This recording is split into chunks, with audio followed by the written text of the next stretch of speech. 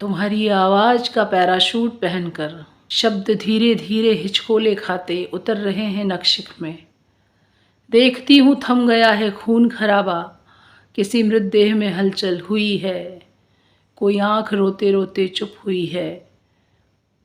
अभी अभी सुबह की अजान सी आवाज़ आई है मेरे भीतर से, ये बातें जारी रहना चाहिए।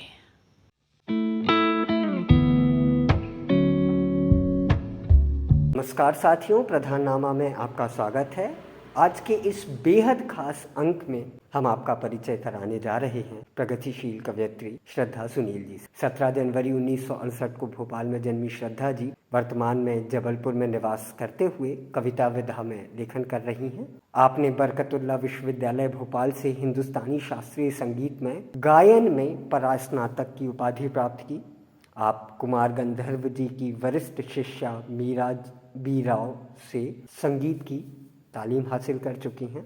आपका प्रकाशित काव्य संग्रह हिमालय की कंदराओं में है, जो वर्ष 2020 में आस्था प्रकाशन नई दिल्ली से प्रकाशित हुआ। आपकी कविताओं का मराठी एवं अंग्रेजी में अनुवाद हुआ है। खिल गया जवां कुसुम एवं अन्य साझा संकलनों में भी आपकी कविताएं संकलित हुई हैं। हिंदी की प्रतिष्ठित साहित्यिक पत्र पत्रिकाओं जैसे हंस, वागर्त, आजकल, दुआबा एवं प्रतिबहुमत सहित अनेक पत्रिकाओं में आपकी रचनाएं प्रकाशित व प्रशंसित होती रहती हैं।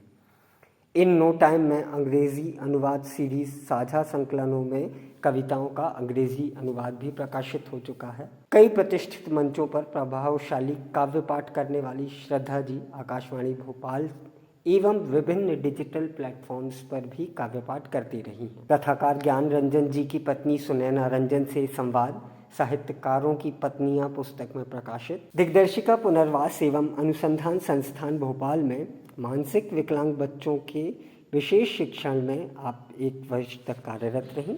सत्य साई महिला महाविद्यालय भोपाल में 3 वर्षों तक छात्रावास अधीक्षक के पद पर कार्यरत रहीं। आपके काव्य संग्रह हिमालय की कंदराओं के लिए त्रिवेणी परिषद जबलपुर द्वारा सुनीति सक्सेना सम्मान से आप विभूषित हो चुकी हैं तथा अखिल भारतीय संस्था कादम्बरी से सम्मानित सुश्री श्रद्धा सुनील जी को अशेष शुभकामनाएं।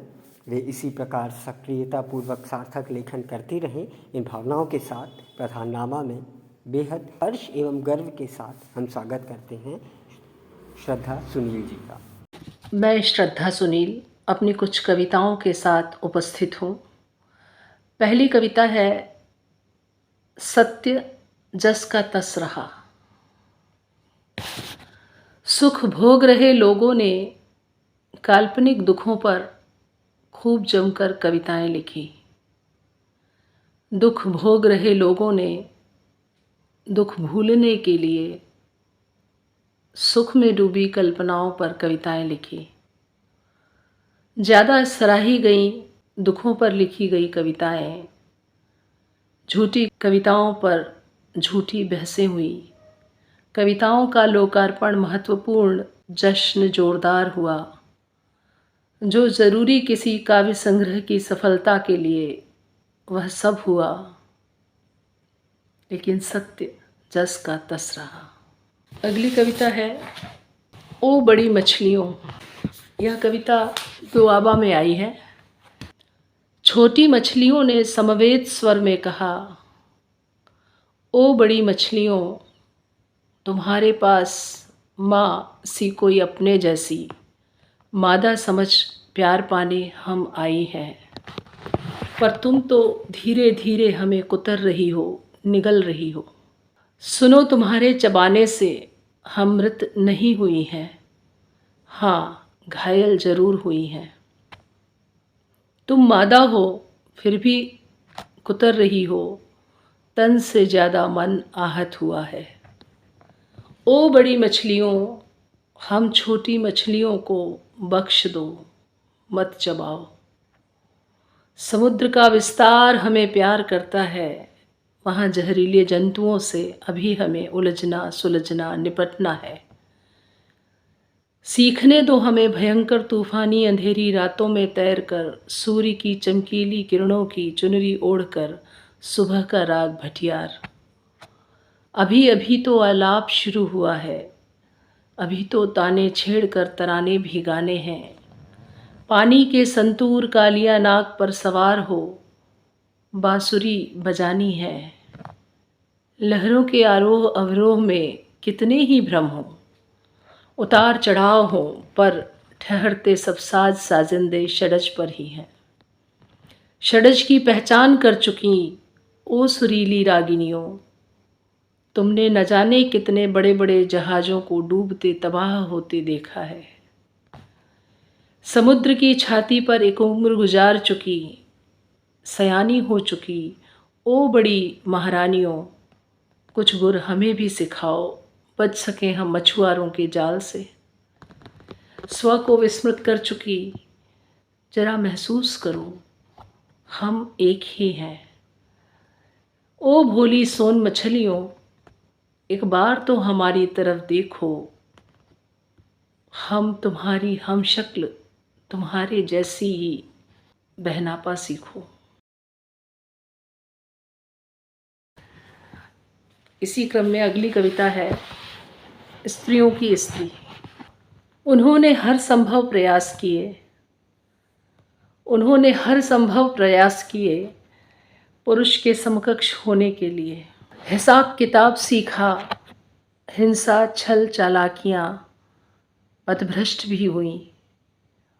प्रतिनिधि होने की तड़प को सिगरेट के धुएं में लहराया।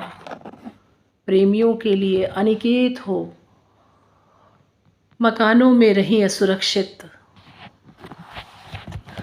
तोड़े वह सारे बंधन जो बनाते उन्हें सती महाशालीन। उतारती रही सभी खोल वस्त्र, बार बार हुई सफल असफल मनुष्य। लौटी नहीं, खड़ी रही, डटी रही।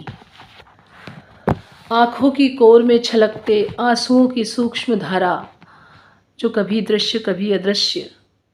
अथक प्रयास के बाद उनकी स्त्री मरी नहीं, अधमरी सी उस शराब में तैरती रही जिसका नशा बरकरार है।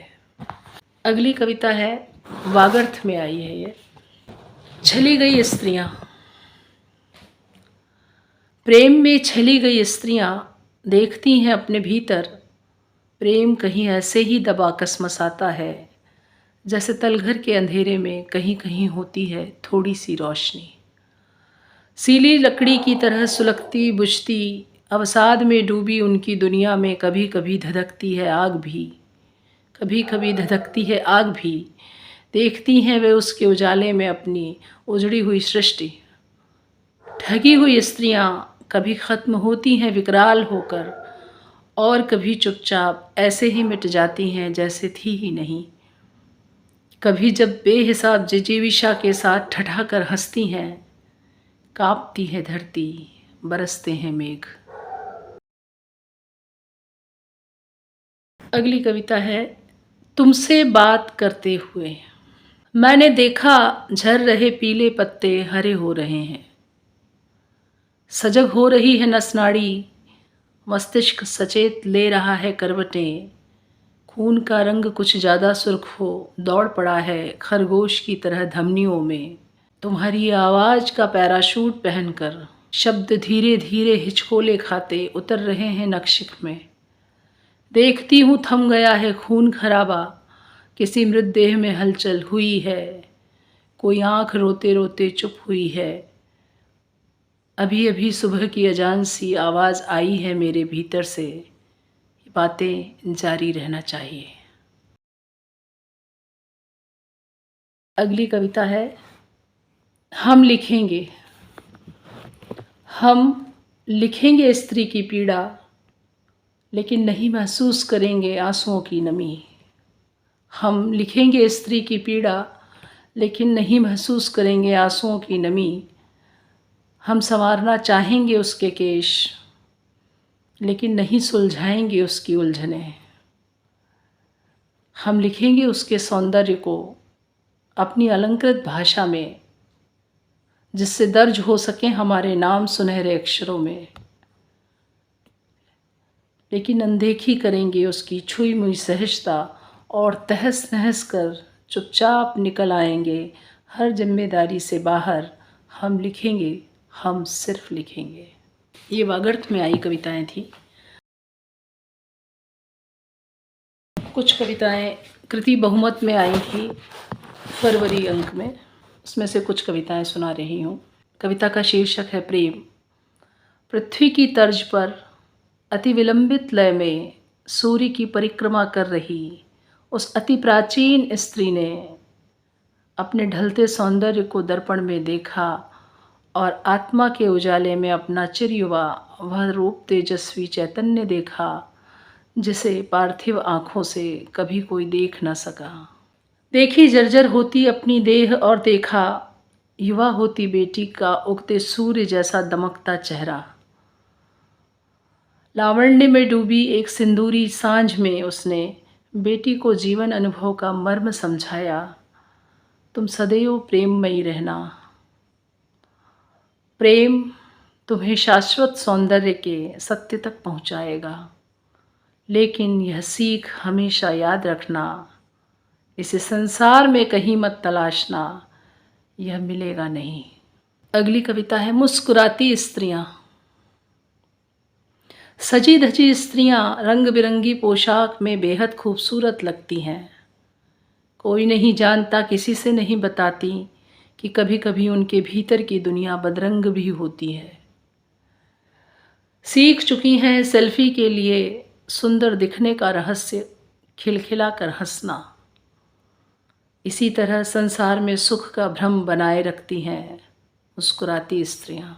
अगली कविता है सुख भोगती स्त्रियां। प्रेम में सुखी स्त्रियां प्रेम में मिट चुकी स्त्रियों से भिन्न होती हैं। वह नहीं जान पाती उस पार की वह यात्राएं जो अकेलेपन के अंधेरे में रीतती बीतती स्त्री की पीड़ा होती है। प्रेम से घिरी सुख में डूबी स्त्रियां उन अनुभूतियों को खो चुकी होती हैं जो अकेली स्त्रियों ने चुनौतियों से भरी विरह छल अभिशप्त भोगी होती है। प्रेम में सुखी स्त्रियां कई बार बहुत हद तक पुरुष हो चुकी होती हैं। अंतिम कविता है तुम्हारा आना। एक जंगल मेरे भीतर हर मुलाकात के बाद तुम छोड़ जाते हो। भटकती हूँ उस बीहड़ अरण्य में जैसे कोई फूल गंधहीन, नीम अकेलापन, कोई खूंखार रात अंधेरी।